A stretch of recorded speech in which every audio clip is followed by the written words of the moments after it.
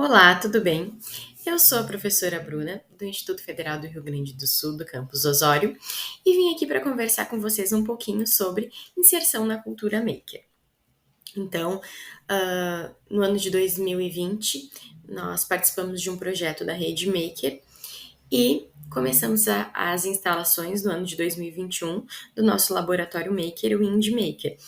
E eu vim aqui para conversar um pouquinho com você sobre a inserção na cultura maker, para compreendermos o que é essa cultura maker, o que ela envolve, o que é o movimento maker, e também para contar um pouquinho de como que funciona, né, o nosso laboratório Indie Maker, os motivos pelos quais ele foi criado, né, e nos apropriarmos um pouquinho mais sobre estes conceitos. Então, primeiramente, vocês já ouviram falar em movimento maker? O que será que passa na nossa cabeça quando a gente pensa em movimento maker, em cultura maker, né? Quando eu dou alguns cursos presenciais, geralmente os participantes respondem, principalmente olhando essa imagem, né, que eles pensam em fazer ou construir alguma coisa. Alguns pensam muito na ideia de utilização de tecnologias, mas o que será que é esse movimento? Porque quando a gente pensa, nós temos aqui duas palavras, o maker e o movimento. Né? Um movimento é algo feito por várias pessoas, é algo que é uma movimentação, geralmente é uma cultura de pessoas que se adaptam ou que se adequam a alguma causa, que adotam essa causa, né? Então são adeptos de alguma coisa, alguma causa. Então, o movimento maker, né, são adeptos da cultura maker que geram um movimento. Mas o que é essa ideia de cultura maker? Então, aqui a gente pode ver que a cultura maker envolve várias coisas, né? Envolve ali, computadores, jogos, envolve ali, a gente tem serrote, a gente tem lápis, a gente tem papel, a gente tem luminárias, canetas, enfim, envolve inúmeras coisas. E quando a gente pensa em movimento maker, principalmente pensando na área da educação, a gente tem duas imagens aqui para analisar, certo?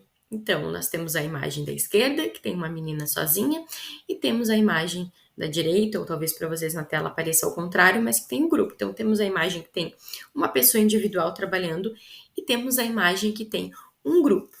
E essas imagens, elas têm semelhanças e elas têm uma diferença principal, tá? A semelhança dela é que em ambas as imagens, as pessoas ou a pessoa, enfim, os makers, estão construindo alguma coisa. A menina sozinha está construindo um carrinho de robótica. E ela tem ali junto um tablet que vai auxiliar ela depois a mexer com esse carrinho, né? A controlar esse carrinho. O grupo de estudantes estão projetando alguma coisa, estão construindo alguma coisa também. Tá? Então, só que eles estão com papel, com caneta, eles têm madeira, né? O menino está segurando a madeira, eles têm lápis, régua. Na parte de trás deles tem na parede, tem uma parede cheia de ferramentas. Então, a semelhança que tem é que em ambos eles estão construindo alguma coisa. E a principal diferença é o tipo de material que eles estão utilizando. A menina que está trabalhando sozinha, ela está utilizando materiais digitais, ela está utilizando tecnologias digitais. E o grupo que está ali na mesa com as ferramentas estão utilizando tecnologias não digitais. Estão usando papel, lápis, mas ambos são makers, ambos estão construindo alguma coisa, projetando, construindo, né? Ali o grupo não está apenas projetando, eles estão fazendo um projeto, mas a partir desse projeto eles estão construindo alguma coisa. Então, em ambas as imagens tem construção, certo? Só que a diferença, né, delas é a tecnologia aplicada. E isso quer dizer o quê? O que eu quero dizer com isso? Que a cultura maker, ela é relacionada à construção de objetos, de projetos, de ideias que podem envolver tecnologias digitais ou não. Então, a ideia da cultura maker é essa, é construir algo, e principalmente a ideia da cultura maker não é apenas a ideia da construção, mas é a mudança de paradigma, é a mudança de papel no qual eu deixo de ser apenas um agente passivo que consome objetos, que consome produtos, que consome ideias, para ser o agente principal na construção destes projetos, destes objetos, dessas ideias. Então, o indivíduo ele passa a ser o centro do processo de construção. Essa é a ideia principal do movimento maker, estar no centro, ser o personagem principal, né? Ser o protagonista da construção e não apenas, né, um agente externo nessa construção. Então, é bem importante a gente ter em mente que o movimento maker, a cultura maker, ele não necessariamente precisa envolver tecnologias digitais. Ele não precisa estar relacionado a computadores, a tablets, a máquinas, por mais que vamos falar um pouquinho delas ao longo dessa apresentação, ele não precisa estar focado em tecnologias digitais. Ele pode estar focado em papel e caneta. Eu posso fazer projetos com papel e caneta apenas, com cola, com tesoura, com madeira, com serrote, mas o que importa é que eu seja o protagonista da construção. Então, a cultura maker vem o maker, a ideia de um maker. Então, aqui nós temos ali nós temos já três termos que estamos utilizando, que é o movimento maker. O movimento maker está inserido dentro de uma cultura maker, né? Ou a cultura maker está inserida no movimento maker. E nós temos o maker, certo? Quando a gente usa o termo maker, a gente pode se referir tanto à cultura maker, ao movimento maker, quanto ao indivíduo maker, certo? O sujeito maker. Então, é o maker, é a pessoa. Então, quem é o maker? É o indivíduo adepto ao movimento maker, adepto aos princípios da cultura maker. E o que significa esse maker? O maker vem do verbo em inglês, né? Vem do to maker, um verbo em inglês, que a tradução literal para o português é fazer. Então, o movimento maker é o movimento das pessoas que fazem alguma coisa, das pessoas que constroem alguma coisa, tá? Então, está ligada à ideia realmente do fazer. E também, o movimento maker, o movimento e a cultura maker é relacionada à cultura do do it yourself, tá? Que em português a gente traduz para faça você mesmo. O que o faça você mesmo quer dizer, né? Qual é o conceito do faça você mesmo? É a ideia de que a própria pessoa, como eu disse anteriormente, seja protagonista na produção, na confecção, seja de objetos palpáveis ou não, mas que ela esteja no centro deste processo de construção, que ela faça ela mesma. Então, por exemplo, eu quero criar uma prateleira para minha casa. Eu preciso de uma prateleira para minha casa. Ao invés de comprar essa prateleira, eu vou construir essa prateleira. Estou praticando o faça você mesmo, certo? A ideia então de fazer a própria pessoa fazer. E esse fazer, como eu disse anteriormente, pode, né, estar ligado a tecnologias digitais ou não. Por exemplo, se eu fosse fazer uma prateleira para minha casa, eu provavelmente compraria madeira, serrote, pregos, uma lixa para lixar, para polir. Eu não usaria nenhuma tecnologia digital, mas eu estaria fazendo e seria parte, né, da ideia da cultura maker. Eu mesma fiz a minha prateleira ao invés de comprar a minha prateleira. Tá? E esse movimento ele já é bem antigo. O movimento do it yourself ele surge lá na década de 80, 90. Então esse movimento já não é tão atual. Em contrapartida, o movimento maker é super jovem. Ele é super jovem mesmo. Eu fiz a minha dissertação de mestrado a respeito de cultura maker e quando eu fui fazer o levantamento do estado da arte, das produções acadêmicas que tinham sobre movimento maker, sobre cultura maker, as primeiras produções vinham em 2010, mais ou menos. Então, ele é super recente na área de pesquisa. Então, né, vamos conceituar corretamente, né, de acordo com Martinez e Stager, o que é o movimento maker. Então, ele baseia-se na proposta do it yourself, como eu disse anteriormente, do faça você mesmo, e essa proposta diz o quê? Que qualquer pessoa pode prototipar, ou seja, criar um protótipo, criar, vender ou distribuir o que desejar. Então, a ideia do faça você mesmo não precisa ser só para uma produção pessoal, eu posso fabricar para vender. E a base principal é a autonomia e a criatividade. Autonomia, porque é o indivíduo protagonista da criação, e a criatividade, porque toda a base da cultura maker ela está em cima da criatividade. Ela está com base na criação. Então, a criatividade ela é muito importante. Por isso que o movimento maker ele envolve muito a área das artes também. Porém, ele não é usado só para artesanato, ele é usado para várias coisas, conforme eu vou mostrando para vocês ao longo dessa apresentação. Então, o movimento maker ele está na educação, como a gente vai frisar um pouco mais hoje, ele está na saúde, ele está na área da biologia, ele está na área da ciência. Então, ele está incutido em várias áreas, tá? Ele está imbricado em várias áreas, que não é apenas a educação e também não é apenas as artes, o artesanato. Então, o movimento maker nada mais é do que a expressão de colocar a mão na massa, né? Eu observo problemas, eu posso criar hipóteses para esses problemas, faço testes, valido resultados, corrigir falhas e chegar a conclusões. Quando a gente fala no faça você mesmo, no colocar a mão na massa, não é simplesmente chegar fazendo.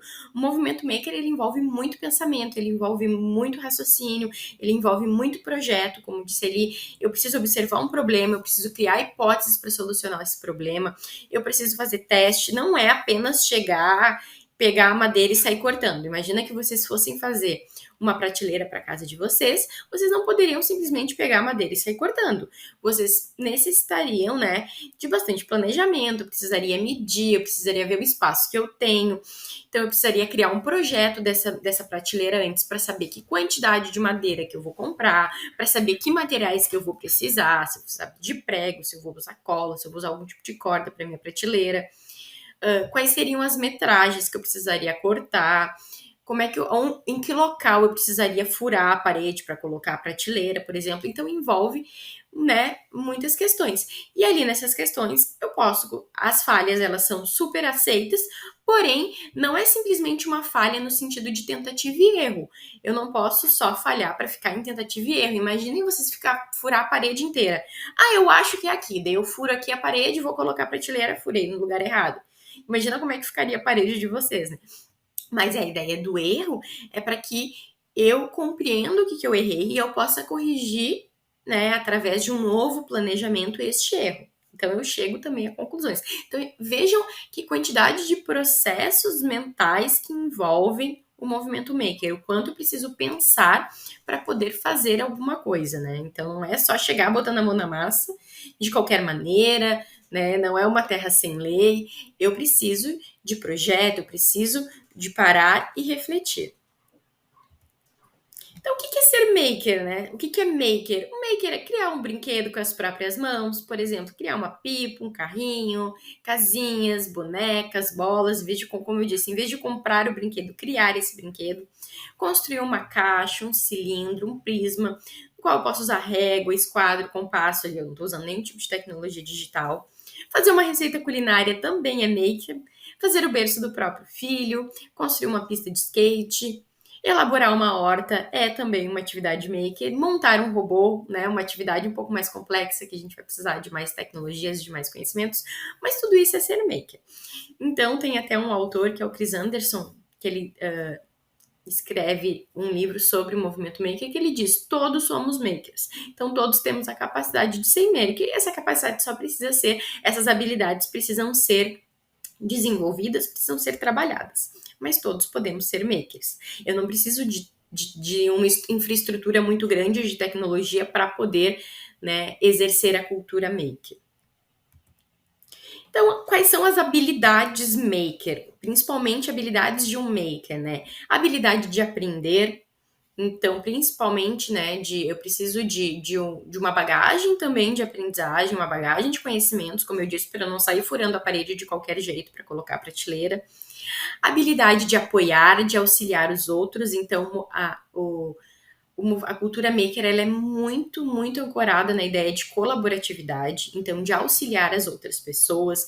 E esse auxílio, esse apoio, ele ocorre de diferentes maneiras, geralmente os espaços makers, eles são montados por grupos, né? É um trabalho muito em conjunto e muito relacionado à ideia de apoiar está a ideia de compartilhar. Então, os makers, eles geralmente compartilham os seus projetos. Esse compartilhamento pode ocorrer de diferentes maneiras, mas principalmente ocorre através, né, de sites, através de portais, de repositórios de projetos. Então, tem um repositório muito conhecido, que é o Thingiverse. Até eu acho que ele está na apresentação mais para o final, no qual eu posso colocar os projetos que eu fiz, né? E outras pessoas podem tanto se embasar nesses projetos quanto reproduzir na íntegra o projeto que eu fiz. A habilidade de se divertir, né? Porque a gente está trabalhando ali com mão na massa, pode ser muito divertido, pode ser muito diferente, a gente vai utilizar ferramentas legais, projetos legais, mas como eu disse, todos eles têm bastante trabalho, todos têm bastante raciocínio, não é só diversão no sentido de lazer, certo? A habilidade de fazer, que é a habilidade principal, maker, né? A habilidade de mudar. Então, né, eu preciso às vezes mudar a minha mentalidade, eu preciso mudar a forma de trabalho, eu preciso mudar a forma como eu enxergo as coisas. Tá? A habilidade de permitir-se errar. Como eu disse anteriormente, o erro ele é super bem aceito, mas ele também precisa de uma finalidade, não é o errar por errar. Mas o erro não é um fracasso dentro do movimento maker, dentro da cultura maker. Eu preciso me permitir errar para que eu entenda onde eu errei, eu raciocine sobre o erro e eu aprenda com esse erro e consiga corrigir, né, o que está errado. E a habilidade de participar, de fazer parte de um movimento, de estar participando dos projetos, de fazer parte das ações, né? Todas elas são habilidades que são trabalhadas dentro da cultura maker. E a cultura maker, além daquelas habilidades, existe até um manifesto, que é o manifesto do movimento maker, que trabalha com aquelas habilidades ali, que eu trouxe de forma um pouco mais dinâmica para vocês. Mas, além disso, a cultura maker, ela trabalha com 4 pilares principais, que é o pilar da criatividade. Eles não têm uma ordem correta, né? Mas, então, o pilar da criatividade. Bom, como o próprio nome já diz, né, gente? A criatividade, imaginem que a criatividade ela é a base, né, do fazer. É muito para eu fazer, para eu exercer o faça você mesmo, exercer o mão na massa, eu preciso exercer muito a criatividade. Então ela está muito ligada a isso, né? Eu preciso ser criativo, eu preciso ter ideias para poder realizar projetos, enfim, construção de objetos que eu desejo. A ideia da colaboratividade, como eu falei já anteriormente ali nas habilidades. Então, a colaboratividade ocorre muito, é um dos pilares fundamentais da cultura maker. Eu colaborar com os demais, eu proporcionar, eu compartilhar os projetos que eu tenho. Então, são maneiras de exercer a colaboratividade. Então, esses dois a gente já tinha mais ou menos falado, mas nós temos o pilar da sustentabilidade. A ideia do pilar da sustentabilidade é qual? Que eu utilize o mínimo de material possível e que simplesmente eu utilize materiais que sejam recicláveis, que eu reaproveite o máximo de material que eu consiga. É exatamente cuidar do meio ambiente, ser sustentável. É muito interessante que dentro da cultura maker, a sustentabilidade também está na ideia de que eu posso construir coisas ao invés de comprar e produzir mais material, mais lixo. Né? Então, quebrou uma pecinha do meu computador que é de plástico, eu posso ali imprimir na impressora 3D e aproveitar aquela pecinha. Sobrou um pedacinho de madeira, eu posso fazer algum projeto com aquele pedacinho de madeira. Então, a ideia de sustentabilidade. E também a ideia de escalabilidade. A ideia de escalabilidade é que eu faça projetos, eu construa projetos que são escaláveis, ou seja, que eu possa reproduzir em outros lugares. E para isso, a gente geralmente, quando trabalha com projetos tecnológicos, utiliza muitos softwares padrões que são utilizados para as impressões 3D, para corte a laser. A gente vai falar um pouquinho mais sobre essas ferramentas, mas que eles possam ser reproduzidos em outros lugares, que não fique só ele não fique só focado e preso às tecnologias que eu tenho no meu laboratório, né, que eu tenho no meu espaço. Então, que ela possa ser reproduzida em outros lugares por outras pessoas, né? É a ideia da escalabilidade. Então, os quatro pilares fundamentais da cultura maker. E como é que surge essa cultura maker? Vamos falar um pouquinho do histórico, da história, né? Bom, não existe uma data específica de hoje começou o movimento maker, mas ele começou no MIT. Então o Dale Daughter, ele era um pesquisador e professor do MIT, do Instituto de Tecnologia de Massachusetts. Essa palavra é bem ruimzinha de falar, mas do MIT. O MIT é um dos principais institutos de tecnologia do mundo, né? Então ele fica no Vale do Silício, né? E esse grupo que trabalhava no MIT já era adepto à ideia da cultura do faça você mesmo, do do it yourself, e eles estavam, né, eles tinham essa prática de começar a construir coisas. E resolveram, então, como é que nós vamos divulgar essas coisas que nós construímos, esses projetos que nós fizemos, né, com as próprias mãos.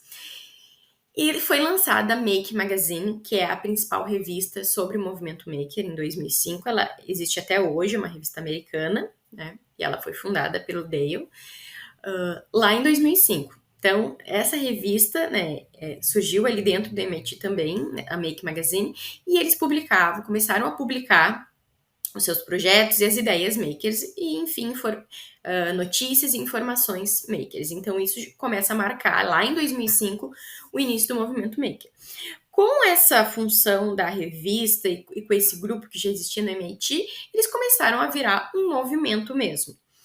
Em 2006, no Vale do Silício, ocorreu a primeira Maker Faire. A Maker Faire é uma feira maker, assim, similar a uma feira de ciências, só que é o maior evento maker do mundo hoje. Então, a primeira ocorreu em 2006, no qual os makers puderam compartilhar os seus projetos, bem similar como a gente imagina uma feira de ciências. E em 2007, houve o lançamento da ReHap, que foi a primeira impressora 3D para desktop, para computadores de mesa. Então, até então, as impressoras 3D que existiam, elas precisavam ser ligadas a outros tipos de máquina. Em 2007, foi lançada uma que podia ser ligada num computador. Então, esses fatores, né, marcam o surgimento do movimento maker. Então, vocês veem que ele é super jovem, começa mais ou menos lá em 2005. Aqui a gente tem imagens da Maker Faire. Então, a Maker Faire tem, né, essa ideia de reunir makers do mundo, né? A primeira ocorreu em 2006. No Brasil, a gente teve a primeira edição em 2016, no Rio de Janeiro, né? Em Porto Alegre, no ano de 2017, a gente teve uma mini Maker Faire. E assim estamos nos encaminhando, né? Quem sabe futuramente no Indie Maker nós teremos uma mini Maker Faire também para exibirmos os nossos projetos, as nossas ideias e compartilharmos com os entusiastas ao movimento maker. Bom, como eu comentei, o movimento maker ele iniciou dentro ali do MIT, nas pesquisas ali do grupo. E, entretanto, né, atualmente existem diferentes tipos de espaços makers. Então, para eu poder praticar a cultura maker, para eu poder estar inserida na ideia do faça você mesmo e na ideia do movimento maker, claro que eu posso fazer na minha casa, como eu disse, a ideia é eu construir uma prateleira na minha casa. Porém, existem espaços específicos que são espaços de difusão, de propagação da cultura maker. Então, os três principais deles, né, são os makerspaces, os hackerspaces e os Fab Labs. E eu vou utilizar as expressões, né, em português para eles. O primeiro deles, os espaços makers. O Indie Maker ele se inclui nesse grupo, espaços makers. São espaços para a criação de qualquer tipo de objeto, que seja tecnológico ou não. Então, espaços onde os makers reúnem e criam, né, criam objetos, criam projetos, enfim, protagonizam ali a construção de ideias. Mas não precisa de tecnologia. Já os hackerspaces, os espaços hackers, eles são espaços com foco mais voltado à tecnologia digital. Então, geralmente, as pessoas que vão para os espaços hackers, elas desenvolvem produtos que envolvem tecnologia. E os Fab Labs, que são os laboratórios de fabricação digital, eles são laboratórios de uma rede Então, são laboratórios com objetivos e equipamentos em comum, e a diferença principalmente deles para os espaços makers é que eles estão ligados a uma rede mundial, que é a rede FabLab. Então, para estar ligado à rede FabLab, precisa seguir uma série de regras, né? Regras como, por exemplo, o Open Day, que é o que é o Open Day? O Open Day é um dia da semana no qual o laboratório precisa estar aberto à comunidade e qualquer pessoa pode utilizar o laboratório, e em contrapartida, a pessoa leva o material que vai utilizar e deixa o restante do material que sobrar, tá? Então, esses são os Fab Labs. Ele é uma rede mundial, então existem vários laboratórios, eles têm, né, uma série de princípios, de regras a seguir, como eu disse, e se apoiam, enfim. É uma rede bem interessante, a rede Fab Lab. Então, o Indie Maker, ele é um espaço maker, mas ele não é um Fab Lab, porque nós não estamos, né, nós não somos cadastrados à rede Fab Lab. Por enquanto ainda não, quem sabe futuramente, né, conseguimos. E esses espaços, o acesso a eles têm diferentes classificações. Nós temos espaços que são espaços que eles chamam de institucionais, que fazem parte de alguma instituição, como o Indie Maker que faz parte do IFRS, né, ou como eles chamam, os Fab Labs universitários, que estão incubados dentro de universidades. Nós temos espaços públicos, no qual qualquer pessoa pode utilizar de maneira gratuita, então, geralmente são os comunitários. Eu acredito que em São Paulo existe, eu acho que é o Fab Lab Cajuru, ou Cidadania, não lembro bem agora o nome, que é um Fab Lab comunitário, que qualquer pessoa pode acessar em qualquer horário, levando o material. Existem os Fab Labs e os laboratórios, os espaços que são privados, no qual eu pago para utilizar. As empresas utilizam às vezes muito, então eu contrato ali por uma determinada hora, eu pago a utilização da hora, às vezes eu pago pelo material, eu levo material, então tem os privados, né? E tem, né? Então, geralmente eles se classificam dessa maneira: comunitários, privados e de institucionais, né? Ou universitários, certo? E como nós falamos sobre os Fab Labs, que é um laboratório de fabricação digital, agora vamos falar um pouquinho sobre a fabricação digital. Entendemos que a cultura maker envolve tecnologias ou não, mas agora nós vamos conversar um pouquinho sobre essas tecnologias. A fabricação digital, como diz ali, laboratório de fabricação digital, todo mundo sabe o que é fabricar alguma coisa, né? Então eu vou fabricar um móvel, eu vou fabricar uma casa, a gente sabe o que é uma fabricação, é construir alguma coisa. Mas o que é essa fabricação digital? Esse termo fabricação digital, ele faz referência a um conjunto de técnicas, de ferramentas e de tecnologias digitais, aqui a gente já utiliza tecnologias digitais, que possibilitam a construção de objetos físicos. E esses objetos são construídos por meio de máquinas, né? Diferentes tipos de máquinas, eu vou mostrar elas para vocês, que são conectadas e controladas pelo computador.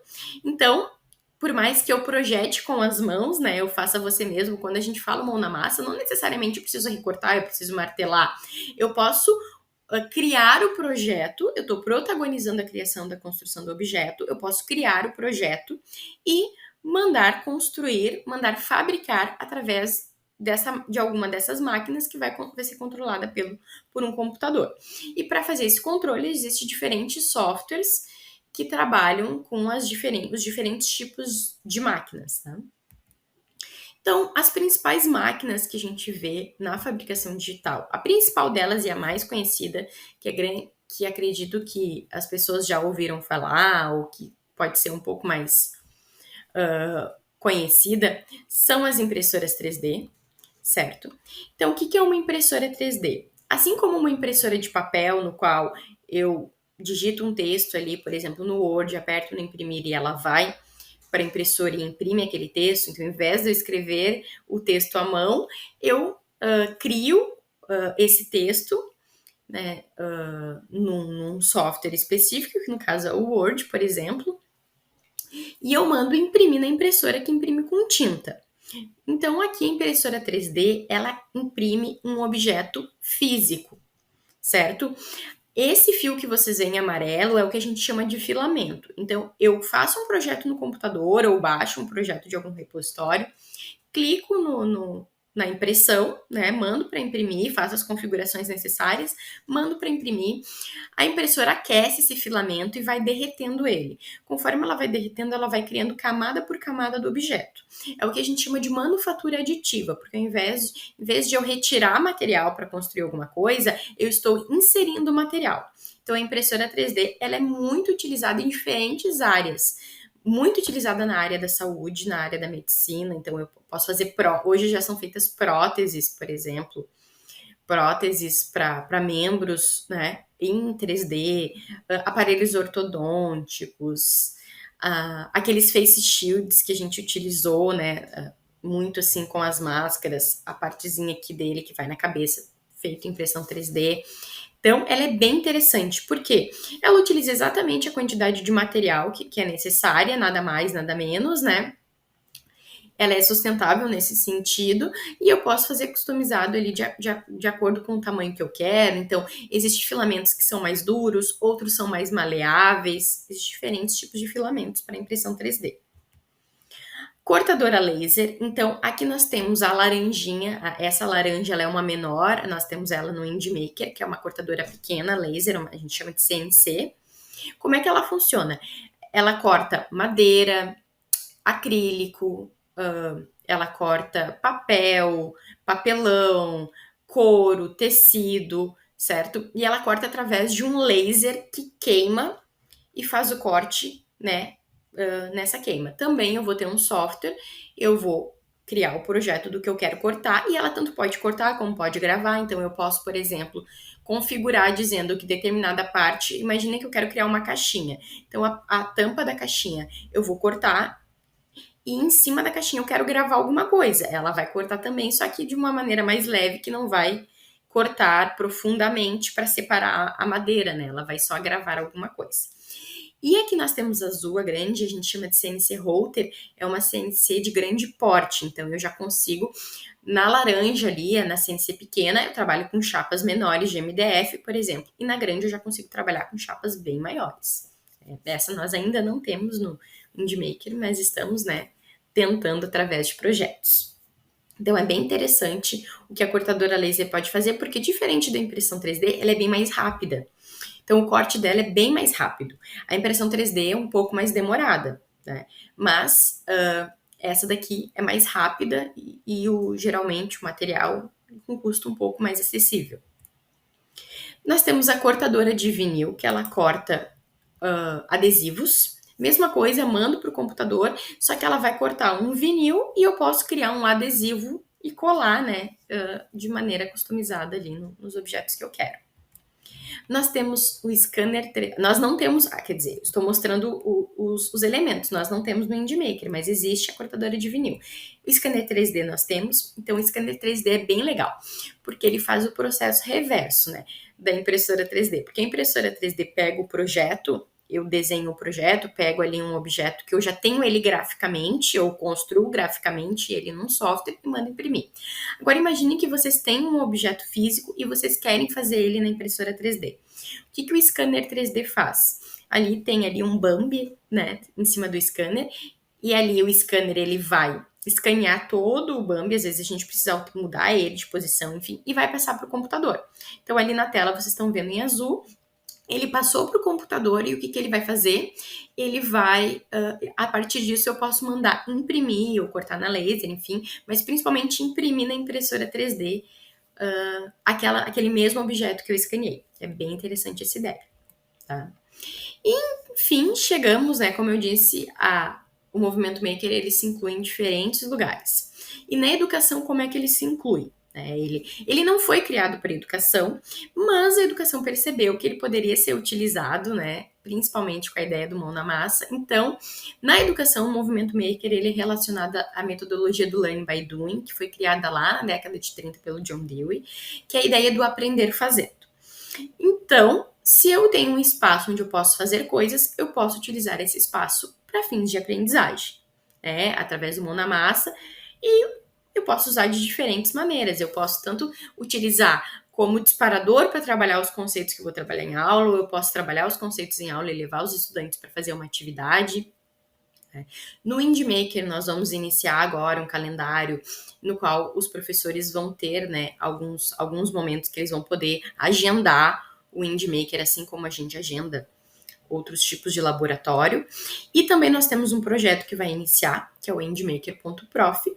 E o Windmaker.prof ele vai fazer uma pesquisa e também oficinas com os professores para a gente entender qual é a função do docente dentro de um laboratório maker, tá? Dentro de um espaço maker. Mas na educação ele é muito difundido na ideia do aprender fazendo, né? E a rede FabLab, ela tem também uma rede de aprendizagem, que é a rede FabLearning. Então, a rede FabLearning, ela é composta por laboratórios de pesquisa de aprendizagem maker. Ela é bem interessante, vocês podem visitar o site e ver ali que tem várias ideias. E além, né, desses laboratórios de aprendizagem, também tem eventos científicos, que são os FabLearning Conferences, e tem o grupo de FabLearning Fellows, que são os seguidores, né, os professores que participam, que fazem relatos da atividade docente e trabalham com pesquisas também sobre atividade docente e sobre aprendizagem maker. Em 2016, ocorreu a primeira edição do FabLearning Conference Brasil na USP, né? E nela estudantes e professores participaram e trocaram ideias sobre projetos e sobre a aprendizagem maker. Então, essa rede, enquanto a rede FabLab ela é ligada na fabricação digital, a rede FabLearning, que faz parte da rede FabLab, ela é, então, ela é bem focada na ideia de aprendizagem maker. Então, aqui uma imagem de um encontro da rede FabLearning, então eles promovem encontros, um grupo pode montar e contratar a rede FabLearning para dar algum tipo de formação, por exemplo, né? Então, alguns projetos que a gente desenvolve também no Windmaker que pode ser desenvolvido, um exemplo bem simples com a ficção de carros autônomos, então a gente está utilizando tecnologia, estamos utilizando ali MDF, que pode ser cortado na cortadora laser, o outro carrinho mais colorido, ele é feito com Lego, né? Então, só um exemplo de alguns projetos, para a gente não se delongar muito aqui, né? Esses projetos, eles podem ser... A gente tem 2 repositórios, né? Tem vários, mas os 2 principais é o LabMundo 4D e o Thingiverse. O Thingiverse é o repositório principal de fabricação digital. Então, ele tem vários projetos. Alguns do Thingiverse não envolvem tecnologias, mas é bem interessante porque vocês podem se cadastrar lá, podem ir salvando os projetos que acham mais interessantes e é possível customizar esses projetos, né? Então, eu não preciso fazer igual, imprimir exatamente igual como tá lá, mas eu posso customizar para construir da minha maneira. Então, é bem interessante dar uma olhadinha nesses repositórios, tá? E por fim, quem somos nós? Quem é o Windmaker, né? Nós somos hoje vinculados à Rede Maker, que é a Rede Maker dos Institutos Federais do Brasil, tá? Não é só do IFRS. Então, estamos vinculados a uma rede. E o Windmaker é um ambiente colaborativo, né? Facilitador de projeção, produção e consolidação de produtos, né? Então, a gente essa ideia de facilitar projetos e produção desses projetos por meio da formação complementar em áreas compatíveis, com os aspectos técnicos, com as atividades de ensino, pesquisa e extensão que são oferecidas pelo IFE. Em resumo, nós somos um espaço maker localizado no campus Osório, do Instituto Federal. Nós temos uma equipe gestora composta por professores de diferentes áreas, temos uma equipe técnica que tem bolsistas, professores também de áreas multidisciplinares.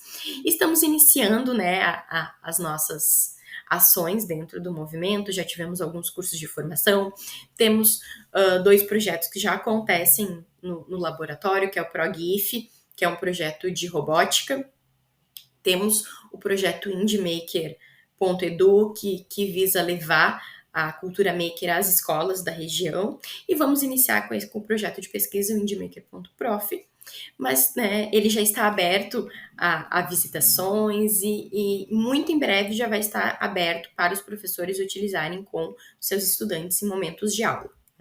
Então ele é um espaço bem importante. Assim, é importante lembrar que ele não é um espaço exclusivo do Campus Osório, ele é um espaço também aberto à comunidade. Então nós vamos fazer algumas oficinas com a comunidade, nós pretendemos criar uma unidade móvel para levar também para as comunidades que não podem vir ali, para levar para as escolas. Então ele é bem importante para a comunidade e estudantes realizarem eventos, minicursos, palestras, além de ter, né, projeto com foco bem na solução de problemas locais. Uma das nossas ações é o banco de problemas que está sendo instituído. Tá? A gente está em desenvolvimento desse banco, no qual a comunidade pode cadastrar. Eu tenho alguma coisa que eu gostaria de resolver, que eu preciso utilizar o laboratório, e eu cadastro lá no banco de problemas. Se ele for aprovado, eu posso ir lá no laboratório para construir o meu projeto. Então, o Indie Maker é um espaço que está aberto a todos, né? Um espaço, então, de propagação da cultura maker, e estão todos convidados a conhecer, né? Então, uma imagem do nosso espaço. No nosso Instagram tem, né? Eu não coloquei muitas imagens aqui do Indie Maker, mas no nosso Instagram tem diferentes imagens ali, vídeos para vocês conhecerem. Nos sigam no Instagram, por favor, né? @IndieMakerOsório. E para esse vídeo, né, tivemos o chat funcionando durante o vídeo. As perguntas foram respondidas conforme a possibilidade.